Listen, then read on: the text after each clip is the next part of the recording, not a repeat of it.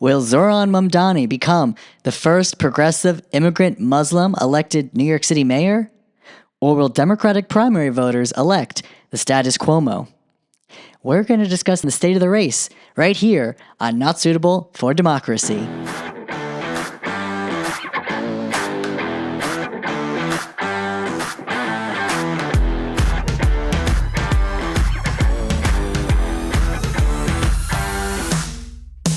Welcome to Not Suitable for Democracy. I'm your host, Nick, and this is the 10th episode of the podcast. I'm incredibly grateful for all the viewers and supporters who've watched on YouTube, listened in on Apple Podcasts or Spotify, and I truly appreciate all the commentary and the support. It definitely means a lot because politics today is a wild beast considering where we are at the federal level, state level, and right here in New York City. Which brings me to our topic of today. We're going to be discussing the mayoral primary, specifically in New York City. So, with that said, what's happening in the state of the race? Who's winning? Who's polling? How are the attack ads landing? And what does this mean for Election Day?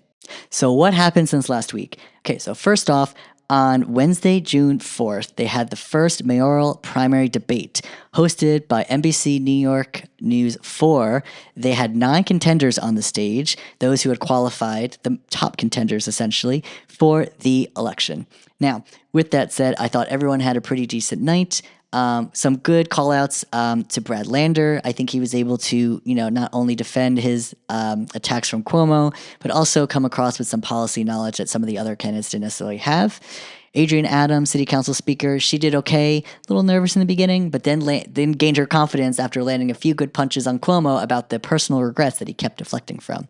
Also, I'll say Zohran Mamdani, I'm ranking him number 1.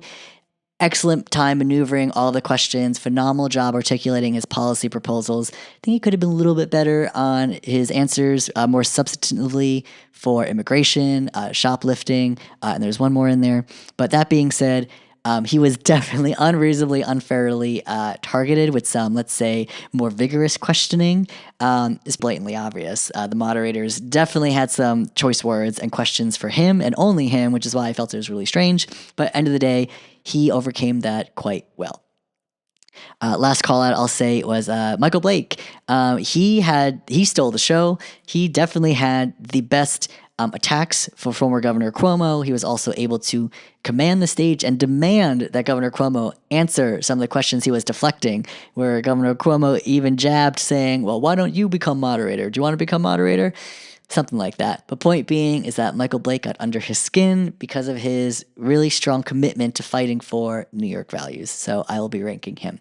So that was the debate on Wednesday night. With that said, the very next day, Congresswoman Alexandria Ocasio-Cortez, representing New York's 14th Congressional District here in Western Queens and parts of the Bronx, endorsed Zohran Mamdani for New York City mayor. Now, that was definitely the talk of the town, and you'll notice that there was a lot of publicity and headlines around that, specifically around the New York Times. And fun fact, the last time Ocasio-Cortez endorsed in the mayoral primary was also on June 5th, 2021, where she endorsed Maya Wiley. With that said, the very next day, Friday, lo and behold, the biggest shock was the endorsement from Jessica Ramos endorsing former Governor Cuomo. So this made the rounds because, as I've said in my last podcast episode and many progressive on the ground, we thought highly of her. We trusted her. She's, done some good work policy-wise. And, she does have a decent record in terms of policy wins, and being a state senator for her district. However, what transpired out of this became very clear that her endorsement was not necessarily fueled by a commitment to, what's best for New York. It really was just personal beef. Back in 2022, right, we saw Ramos, go after AOC on Twitter for apparently not being reachable for her office.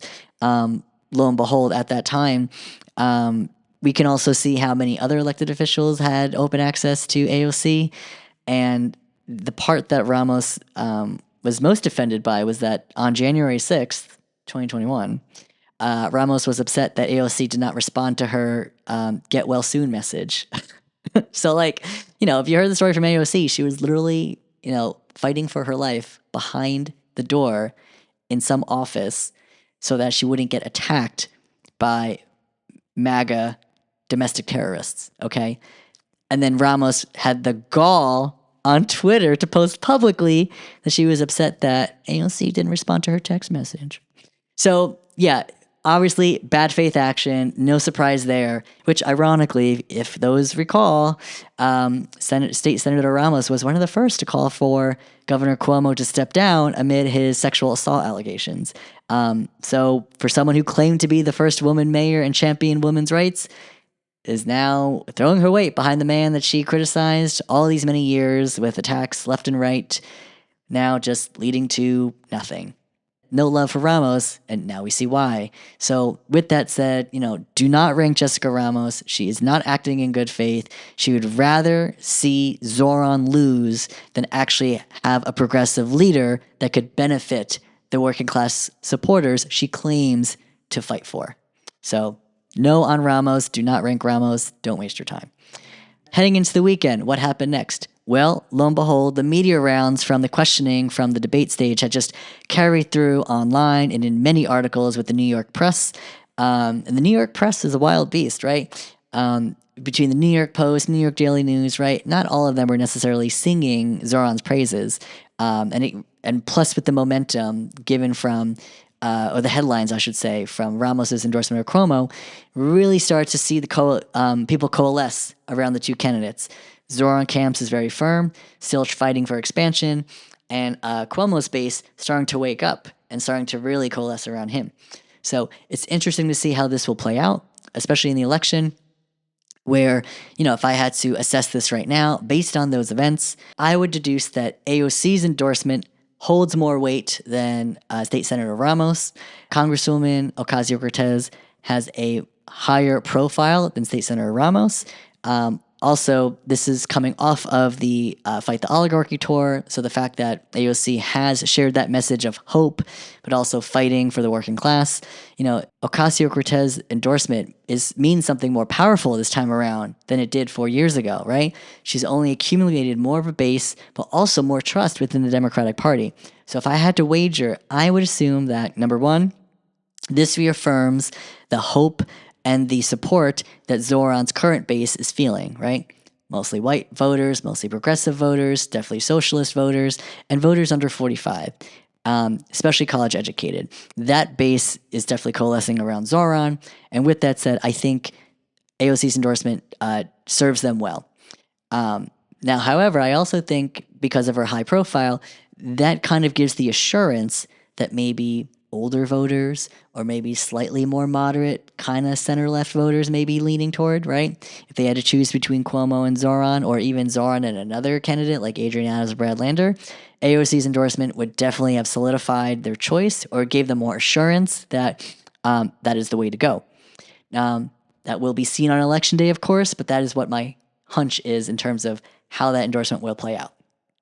However, I will say that the Ramos endorsement will have implications in this race because as someone, like I mentioned earlier, who was one of the first to call on Governor Cuomo to resign amid his sexual assault allegations, now she is throwing her weight behind him to then validate anyone's concerns, or no, to assuage anyone's concerns and validate Cuomo's candidacy. That's essentially what that endorsement will do. And because Ramos doesn't have the same high profile as AOC, it may not reach the same people in the same way, but I think that will have a larger impact with older voters, voters over 45, specifically black and brown voters, working class voters, but also those who are more moderate, right? So those who are saying, Cuomo's got baggage, what should I do?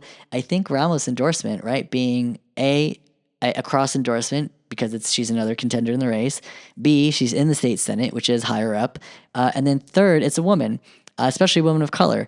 So the fact that framing or optics of her endorsement, right, that's going to definitely coalesce Cuomo's core base and give assurance to them.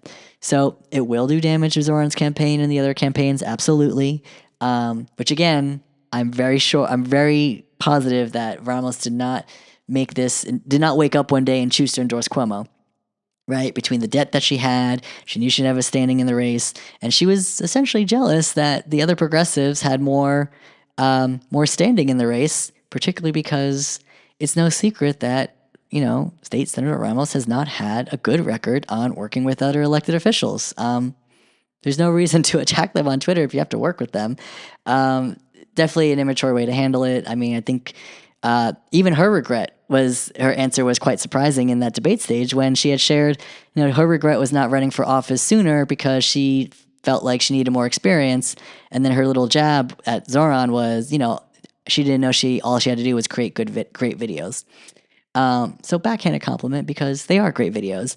And I'll just say this, right? As a content creator, I'm literally making a video right now, and I know it's not easy. I know it's challenging. And, I work in marketing, so like I have some idea on how to do this, right? I'm learning through doing. But, she can like get out of here, right? If you're going to denigrate, a phenomenal, formidable candidate, especially a millennial, running to be New York City's mayor, and his choice of communicating was through social media, a powerful medium that has revolutionized how we connect with each other and democratized how we communicate across all levels of government and our entire society, let alone the world. So if she wants to get all upset over great videos, then hey, maybe it's time you start making great videos, because honestly, if that's the way our world is headed, then why are you going to hate on someone who's just doing a better job at it than you? So with that said, I support content creators, I support influencers, right? Everyone needs to make a living, especially in the digital economy. And with that said, let's just talk a quick minute about the media economy, right? The attention economy, right? It's not necessarily that Zohran's winning because he just talks well and makes good videos. Not necessarily. While that is all very true, but the key here is that he also knows how to capture attention. Zohran's campaign is not rooted on like flashy slogans and just like, big ideas. He's spoken to New Yorkers about the struggles in their lives. Let me just say this too. The problem with the Democratic Party at large, while they're polling at 27% nationwide, is because they have not necessarily a marketing problem. I mean, they do. They have a horrible marketing problem, but it's more so an organizing problem. And this is why Zohran is doing so well. He's not using the same playbook that Cuomo's using and so many other Democrats have used for years and years and years. Instead of trying to market better with great videos, he's organizing by listening. So he is also taking the time to listen what he's finding from everyday New Yorkers, putting it into his campaign, really thinking through the policy and the platform to then articulate it through a vision which is so clearly articulated in his videos, right? Between his bold aesthetic, between his freeze the rent and his fast and free bus program, right? These are pithy slogans that encapsulate the ideas of policy that we should be fighting for here in New York City. So Zohran does it really well because he actually did the assignment, right? So with that said, a lot of props to Zohran and especially other content creators out there. So in this election, if you're a content creator or ever had to try to make a great video and you see Cuomo and Ramos saying, well, all you need is great videos, all you need is great videos. Well, that's also a dig at you. It shows us the condescending attitude that these leaders have for up and coming professionals, right? So if you want to take your craft seriously and you have a level of creativity that is unmatched by so many other people out there, then stand proud in that content, stand proud in your work, and don't let the great video jabs, take you down, because at the end of the day, they are of value and they are going to change the world. And that's that on that. Okay, so anyway, the state of the race has gotten very, very close. Okay, so in the latest poll, I'm going to throw it up on the screen. This was done by Data for Progress. It's a more progressive-leaning poll. I'm surprised, but very pleased at the results. So, as you'll see, former Governor Cuomo wins the election by 51%, with Zohran Mamdani coming in 2 points behind him at 49%. So 2 points. That is it. In the mayoral election right now, it's a 2-point difference in this first place and second place winners. That is a very close race, and that is something that Zohran can actually win, right? So with that said, the other candidates in the latest Emerson poll, right, we saw, Cuomo coming in I think around 35%, Zohran coming in around 22, 23%, that Brand Lander at 11, then Scott Stringer at 9%, Adrian Adams at 8%, and the others all pulling like farther down. But with that said, right, after studying that, I was really trying to see how across the 10 rounds of ranked choice voting, Governor Cuomo eventually wins. But it's interesting that it wasn't until I think it was like around 5 or 6 that Ramos, when she gets eliminated, the majority of her votes actually go to former Governor Cuomo. But that being said, right, this is where ranked choice voting becomes or changes how each candidate has to campaign. Zohran's goal will have to get as many number 2s, 3s, 4s, and 5s on all the other candidates' voters' ballots, right? The goal there is that if he could amass enough number 2s and 3s from all these other candidates, and arguably 4s and 5s, he could build a coalition wide enough to actually overcome Cuomo's giant lead from the first round. Cuomo, on the other hand, his goal will be to capture as many number 1s in the first round and number 2s and 3s from the lower tier candidates, right? So if you notice, the lower tier candidates like Whitney Tilson, Jessica Ramos, right? They are running on similar platforms as Governor Cuomo, right? Now that Tilson basically parroting what Cuomo's saying, Ramos, now she endorsed him, right? They're making the calculation that they could stop Zohran as long as they throw their weight behind Cuomo, but also getting those voters who would rank Cuomo 2, 3, 4, or 5. Specifically 2 or 3, because that would be enough to then give Cuomo a nudge to win or to cross the 50% plus 1 threshold in ranked choice voting. So again, it's going to be very interesting strategy to see how these coalitions pan out. But what can Zohran do to break through the mold, right? We're seeing that Zohran is performing very well with white voters, voters under 45, right? And college-educated voters. That seems to be the typical coalition of the progressive movement, right? However, we know that his platform is really trying to speak to the working class, right? Black and brown New Yorkers, right? Even Asian voters, which, by the way, if you notice in a lot of the news programs and reporting that's being done, they're typically leaving out the Asian demographic and just focusing on black and brown, or black and Latino voters, I should say.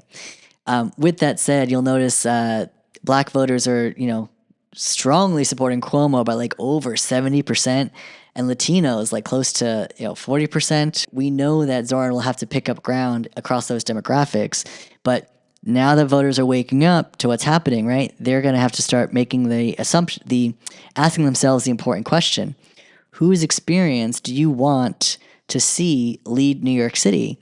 Do we want the guy who's made a career based on corruption, pay to play, and fighting for the millionaires and billionaires of New York City, right?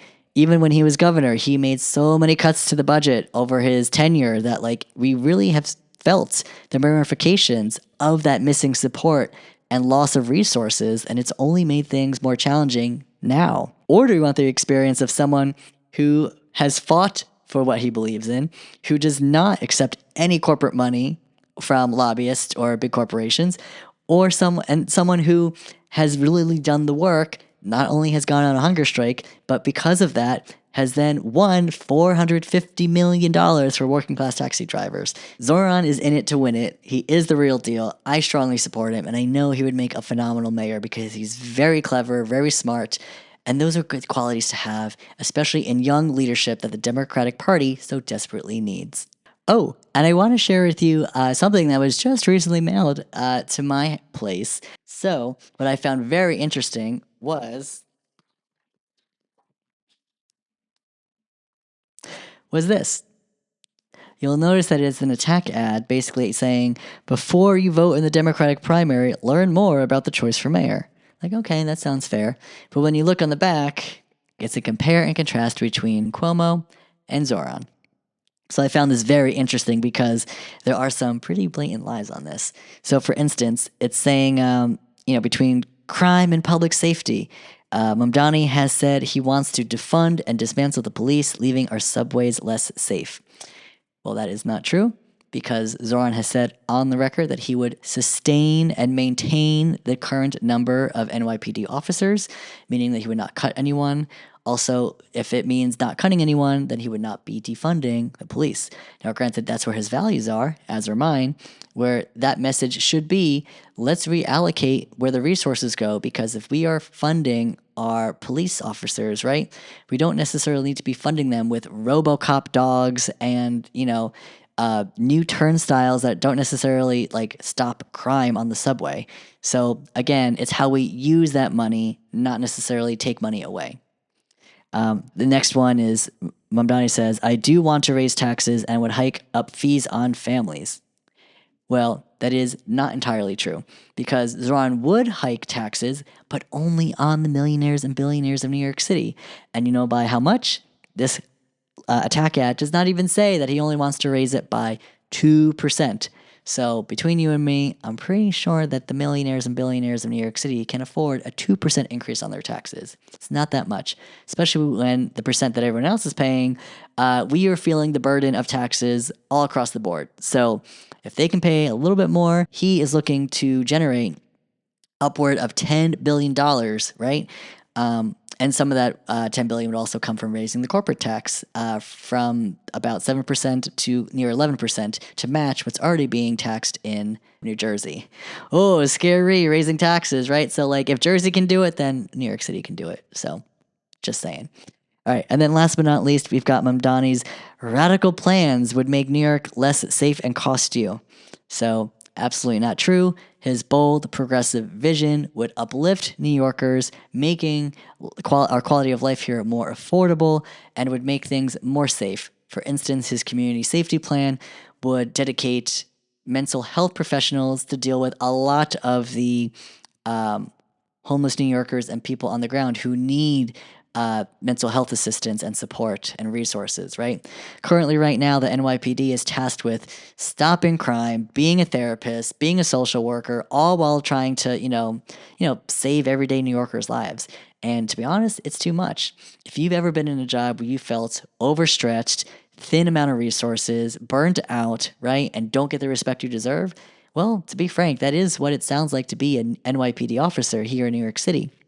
So Zohran's plan is actually trying to help them by saying, hey, I'm not going to overburden you with the work that you're responsible for. I want to get more dedicated professionals who are qualified and trained in the work that can truly help and save people's lives. While, all the violent crime and the bigger stuff that's going on, that's what the NYPD can be used for. So it's just using the workforce more effectively and efficiently. So if you like efficiency in government, sounds like Zohran's your guy. Yeah. Oh, and the other thing too, on this thing, it's saying how, Cuomo is looking to raise the minimum wage to $20 an hour. Well, that's great. Yeah. So $20 an hour, fine.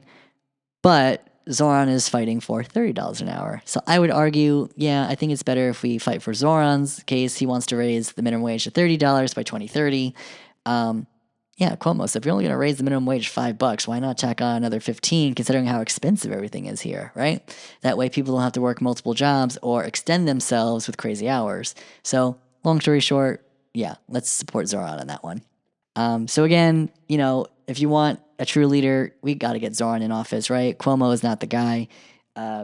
He has too many horrible scandals and just too many horrible policy blunders, right?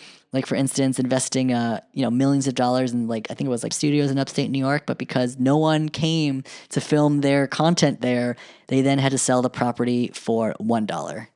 That is not a joke. That is real. That was Governor Cuomo's brilliant idea. Someone with so much experience, right? So, sounds like a rookie mistake if you ask me. So, lo and behold, don't forget to Google the Moreland Commission. This commission was put together to weed out corruption in Albany. So, of course, they had some good findings where they were able to, claw back some of the corrupt dealings that were happening. But once that circle started closing closer around Governor Cuomo, he disbanded the commission, and he did it without their knowledge. It wasn't until people on the Moreland Commission actually found out on the news that he was disbanding it, and they would no longer have jobs. And the crazy part, these were independent, people with integrity. These were, people who truly wanted to restore faith in government. And Governor Cuomo said no once they got too close to his dealings and his corruption. He disbanded it and made sure that no one would ever find out on the shady dealings that were happening under his watch as governor of New York. So we don't need that leadership in New York City. We already had too many corrupt leaders in the past, right? So you have to ask yourself, is this the experience we need? Like, I have no problem dying on that hill that Cuomo is not the guy for us. And like, hey, listen, there's definitely a chance that Cuomo could win. He has impeccable name recognition, right? People know who he is. And the fact that he has tons of money being thrown at him from landlords, the upper echelon of society, real estate developers, right? Like, he has all the big wigs in his back pocket, right? So I get it. And hey, if it comes down to him buying the New York City mayoral seat, then, that's just the way it is. But at the end of the day, calling it right now, that would be horrible for New Yorkers. And I'll say this, the fact that former Governor Cuomo has not once tried to engage the LGBTQIA plus community, even saying that the reason why Democrats lost in 2024 was because of the trans community. Not necessarily true. It's not because they did anything. It's because the party failed to adequately address the problems facing America, and the Republicans used the trans community as a scapegoat. That's not on them. It's not on the trans community at all. So the fact that Governor Cuomo would throw them under the bus while he's trying to earn our votes says a lot. So again, the fact that Cuomo is not courting the LGBTQIA plus community says a lot. But also calling it now, should Cuomo get elected, we will see him over his tenure as mayor go after LGBTQIA plus spaces, right?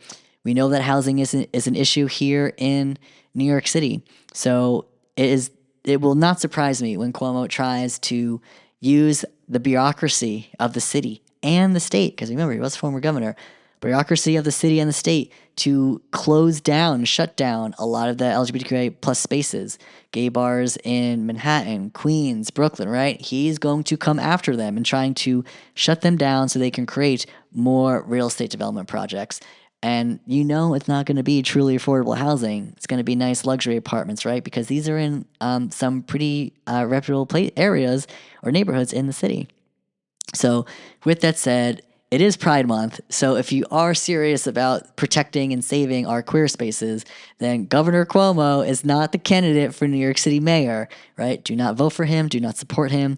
I'm calling it now. He will be using the bureaucracy of the state and local government to take down queer spaces in order to build real estate development projects. And you're probably asking, well, why am I making this claim? Where's my evidence, right? I'm just going to share this because no one else really knows about this, but I feel like maybe like a handful of people actually do.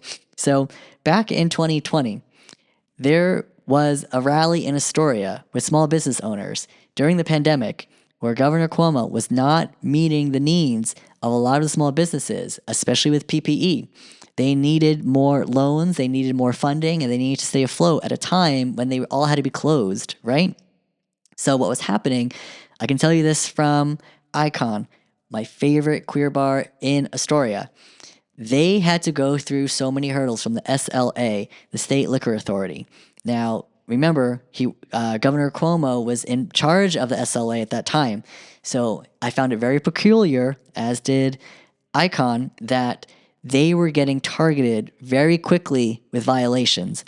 Now, not every restaurant and bar in Astoria had the same level of violations being thrown at them so quickly.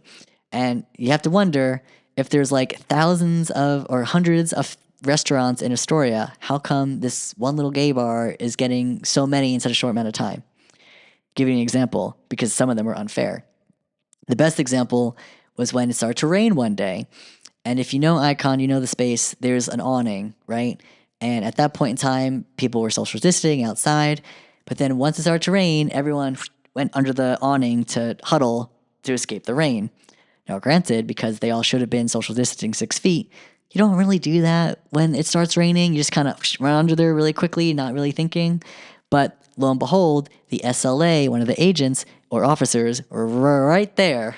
They were right there to give the ticket within moments of that happening. So they saw that people were just kind of waiting outside, and then it rained. And as soon as they went under the awning, they wrote a citation for Icon. And that was basically because they, again, wanted to shut down Icon. So eventually they could condemn the space and take down, Icon, to then turn it into an apartment complex or luxury building or like some residential home, right? It's in a residential area on that street. So the goal would be to shut down Icon to then rebuild or redevelop the area. So is that the best solution for redevelopment?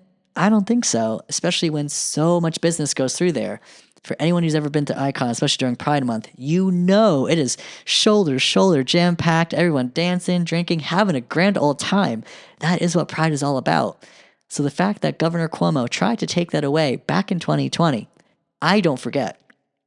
At that small business rally where small business leaders came together, I had the opportunity to speak on behalf of Icon, and I gave a little speech, right? The last thing I said was, we will not be bullied out of business.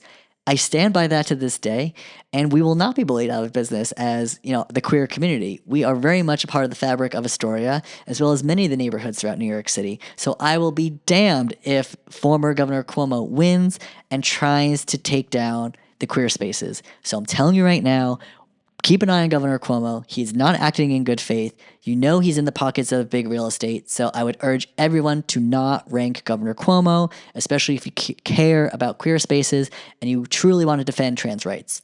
And for all of the LGBTQIA plus folks who are considering to vote for Cuomo, I would just have to say, please reconsider your vote. If you truly care about the community, you would reconsider what the ramifications are of that vote and how you'll be giving away that power to a corrupt, vile, disgusting human being of a man who wants to be the quote-unquote leader of New York City. So, that being said, highly check out Zohran Mamdani for mayor. He's in it to win it. He's the real deal. And he has solutions for everything. He is a talented speaker. He's a phenomenal political talent. And if you are a voter under the age of 45, please get out and vote. That is what's going to make or break this election. Zohran has the numbers to win, but it's only if we turn out and vote. So with that said, early voting starts on Saturday, June 14th. Everyone in the city has an early voting polling location. Some are going to be close by, some are going to be farther away, but make sure you take the time out of your day. The New York City Board of Elections has the schedule for early voting. You can even look up your address and it will tell you your polling location and the times. Early voting goes from June 14th to June 22nd. You'll be able to walk on over to your early voting polling site.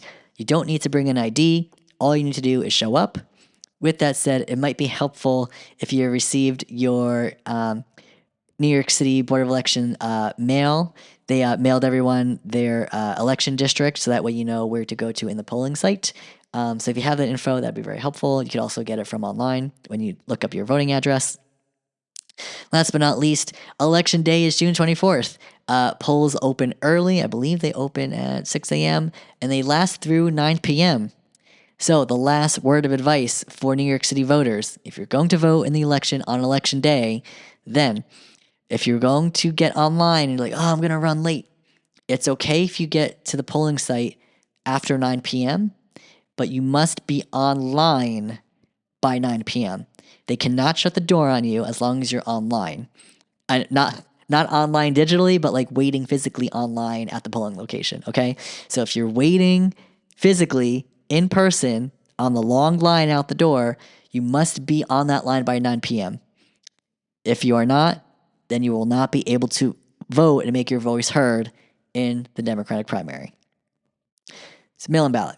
So technically, you may request a mail-in ballot in order to, cast your vote. If let's say you can't make it during early voting or election day, that's okay. But I strongly don't encourage mail-in voting. For me, it's because mail-in ballot voting has the most number of hurdles that can hurt a voter and prevent them from casting their vote. What I mean by that is that there's so many steps in the process that sometimes that if anyone wanted to challenge the ballot, there are so many things that they could factor in and like disqualify your vote. So for example, first of all, you have to sign the back of the envelope, right? It's not a typical thing, but people forget. So if you don't sign the back of the envelope, disqualify the ballot. You also have to make sure your signature when you sign matches the exact signature that you use on your voter registration file. So if you just do a scribble, not good enough. You have to have a consistent signature so that when the Board of Elections, if they need to challenge your ballot, they will see if your signature on the mail-in ballot matches your signature in your voter registration file. If they match, you're good. Also, when you're circling in the bubbles, you got to make sure every bubble is filled in tight. And you don't scribble out the lines. It has to be very much within the oval. And make sure for mail-in ballot, you use black or blue ink, preferably black. Black is the way to go. A majority of legal documents require black ink. Anything outside of black, depending on the institution, may disqualify. So I always try to use black whenever I can. Black ink, black ink, black ink. So mail-in ballot, don't use pencil, don't use green, don't use pink, just use black. So that's 3 right off the bat. But long story short, again, there are so many different factors that they could use to disqualify your ballot. So please, if you can, try to make an effort going in person early or going in on election day. It doesn't mean that you can't mail in a ballot, but I just know from experience there's more ways to mess up a mail-in ballot and disqualify your vote than there is going in person in early voting or on election day. Now, with Zohran, he's my guy. Number 1. I will be ranking him number 1. I strongly encourage everyone else to rank him number 1 as well. If not, then please consider ranking him 2, 3, 4, or 5. But do not rank Andrew Cuomo, whatever you do. He is not worth your vote at all. Now, Zohran, the big question is, can he handle the job? Does he have enough experience? And I would argue he absolutely does. Zohran Mamdani has the experience to meet this moment. He may have 3 bills that he had passed, 3 minor bills, right? They're not major, but they were minor bills that he had passed. Also, he does understand the legislature. He understands how to fight for things in the state budget. He might not be in the state legislature when he's New York City mayor, but he will know how to negotiate with Governor Hochul, considering he's already had to do it. Also, when people say, oh, pie in the sky ideas, things are free, Zohran has a great video about the Staten Island ferry. Not everyone visits Staten Island on that ferry, but when you think about it, we used to have to pay for the Staten Island ferry. And how did that miraculously just become free one day? Our leaders at the time had the bold courage to demand it. That is how we were able to finally achieve that. So I see no problem with Zohran's plan to fight for fast and free buses because it can be done. All you need to do is just make sure that the governor puts it in the budget proposal for the MTA, and we are golden, right? So when people say, what experience do you need? It's not the experience. It's more about the political will, right? The fact that Cuomo has years and years and years of experience, but it's bad experience. This is not what we need. And I would also say the fact that Zohran is coming with affordability focused ideas and policy proposals that could meaningfully transform our quality of life here, right? I understand that community safety tends to be an issue, right? People think defund the police, they think less cops. But what Zohran's trying to do is alleviate the burden of cops so they can be more effective at their jobs. So by including and hiring more trained mental health professionals, we will then be able to address the issues that we're seeing on a daily basis. I think that's a better strategy overall. I think it's smart. I think it's more strategic. And I would really encourage folks to really consider that, where if you give one cop to do so much work, but then do it poorly, right? Are you really helping the problem, right? Between so much lack of accountability within the police force, but then also just the sheer corruption and just unequal treatment, especially to Black and brown New Yorkers, right? It's so concerning seeing how that really hasn't changed that much. Not only when Cuomo was in office, but even today with Eric Adams, the pro-cop candidate in office. So maybe more cops isn't the answer. Maybe it's how we, reconfigure the workforce to work more effectively and keeping us all safe. And then lastly, with immigration, Zohran had a really good answer today at a press conference. I'm going to share it, 6-minute clip. Highly recommend you watch the whole thing. Zohran's stance on immigration is a good one. we need someone who's going to not only call out President Trump, but then also tie it back locally to how we can beef up our security here. Zohran has proposed in the press conference released today that he will be trying to hire 200 more lawyers to support the families that are getting ripped apart and kidnapped by ICE. So right off the bat, we already have a good political solution, giving the families the representation they deserve. And then also, Zohran does not plan to cooperate with ICE and the police force in the same way that Mayor Adams has, or the way that former Governor Cuomo probably will. So with that said, we know that there are ways to address immigration in New York City, but also Zohran wants to, uphold our sanctuary city values and policies that can protect families of immigrants here in the city. So highly recommend you check out Zohran's plan. I think he has a good one. And again, even though Cuomo comes off like the big tough bad guy, yeah, I don't want him being a bully for New Yorkers, let alone trying to, see who could like out-bully Trump. Because at the end of the day, we know that doesn't really work. We know it hasn't gotten us anywhere. And if Democrats want to regain any sense of moral fortitude after everything that was squandered in the 2024 election, thanks to Biden and Harris, Governor Cuomo is not the candidate for this moment. So again, I strongly encourage Zohran to rank him number 1, 2, 3, or 5, especially 1. So at the end of the day, this is where it comes down to really fighting for that vision that Democrats failed to deliver and materialize in 2024. So now is our chance as New York City to bring back the progressive vision that we should have run on and won on. And Zohran is the candidate to do that. So please rank Zohran number 1. And that's our show. Thank you so much for tuning in to Not Suitable for Democracy. If you like what you heard and want to learn more, then make sure to subscribe to Apple Podcasts, Spotify, and YouTube. If you want to check out some exclusive content and comment and connect, then follow on Instagram at NSFD_pod. And if you're a New York City voter, then remember, if you're registered to be a Democrat, then you can vote in the Democratic primary, where early voting starts June 14th. And Election Day is June 24th. And remember, democracy is not suitable without you.